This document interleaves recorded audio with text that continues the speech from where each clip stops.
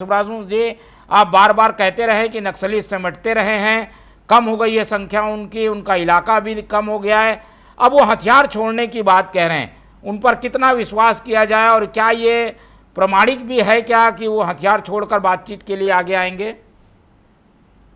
नहीं, प्रामाणिक तो लग रहा है क्योंकि जो अभय की आवाज आपने सुनाई वो तो उनकी ही आवाज है, वेणुगोपाल की ही आवाज है। हम्म। वेणुगोपाल तो अभी बस्तर में नहीं है। वेणुगोपाल को 2 महीने से ज्यादा हो गया कि वो भाग चुके हैं यहाँ से। हम्म। तो बात होती थी कि नंबर वन मतलब नंबला केशव राव जाने के बाद हम्म। कौन नंबर टू होगा, तो उसमें हम्म। वेणुगोपाल का नाम आता था, सुजाता का नाम आता था। हम्म। अब सुजाता ने सरेंडर कर दिया है, हम्म। वेणुगोपाल तो उसके पहले से सरेंडर का सोच रहे हैं। हम्म। उनकी पत्नी को उन्होंने पहले सरेंडर कराया, वो भी करीब 6 महीने से भी ज्यादा समय पहले।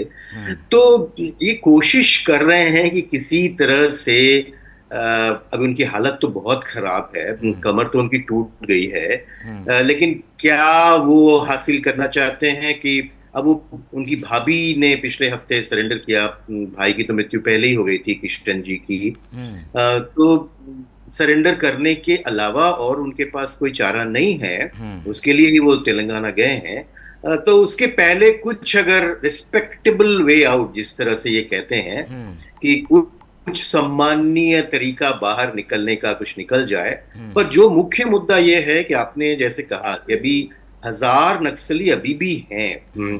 2,000 उनकी संख्या थी। 500 के करीब मारे जा चुके हैं या सरेंडर कर चुके हैं हम्म। पिछले कुछ सालों में ही। पर और बाकी जो है उन्होंने हथियार छोड़ा है, सरेंडर किया है। हम्म। तो 1,000 लोग जो हैं वो छत्तीसगढ़ के लोकल आदिवासी हैं। हमको ए से बी में पहुंचना है, मतलब हिंसा से शांति में पहुंचना है। हम्म। एक रास्ता यह है कि इन 1,000 को खत्म करके पहुंचा जाए। दूसरा हम्म। रास्ता यह है जो भी उनके पैंतरे हो पर उसको मान लिया जाए, और वो अगर गड़बड़ करेंगे तो उनको खत्म करना तो भी बाएं हाथ का खेल है। पर इन 1,000 लोगों को क्या बचाया भी जा सकता है, जो कि छत्तीसगढ़ के आदिवासी हैं, जो हम्म। भटके हुए हैं, जो उनके हम्म। साथ गए हैं, वहां से बाहर नहीं निकल पा रहे हैं, जो भी कारण। तो सरकार को गंभीरता से इस प्रस्ताव को लेना चाहिए, जैसा कि अभी माननीय गृह मंत्री जी ने कहा भी। तो हम्म। हमें आशा है कि इस प्रस्ताव के बाद सरकार बातचीत शुरू करेगी, और बातचीत क्या, सरेंडर के लिए बातचीत शुरू ठीक है, करेगी। लेकिन और शांतिपूर्ण शुभ्रांशु जी, तरीके से ये समाधान होगा। ठीक है शुभ्रांशु जी, एक तरफ वो पत्र जारी करते हैं, बताया जा रहा है कि 15 अगस्त को ये जारी हुआ था, लेकिन उसके बाद तो उनकी हिंसा भी हमें देखने को मिली है। जो शिक्षा दूत है उनको उन्होंने मारा है, बीजापुर में अभी 2 घटनाएं हुई है। ऐसे में एक तरफ वो बोलते हैं शांति वार्ता के लिए तैयार हैं, दूसरी तरफ वो घटनाएं अंजाम दे रहे हैं। तो किसकी बात सही मानी ये जाए? नक्सलियों में क्या ये दो जो फाड़ हो गया है? ये जो प्रेस नोट जो आया है, ये हम्म। सिर्फ और सिर्फ अभय का प्रेस नोट है, और हम्म। वो कहीं पर बैठे हैं, है ना, हम्म। उनके साथ किसी का कोई संपर्क नहीं है। जैसे वो लगातार पिछली बार कह रहे थे कि हमको 1 महीने का समय दीजिए, हम लोग चर्चा करना चाहते हैं, तो हम्म। कोई चर्चा वर्चा हुई नहीं है। हम्म। ये उनका व्यक्तिगत पत्र है।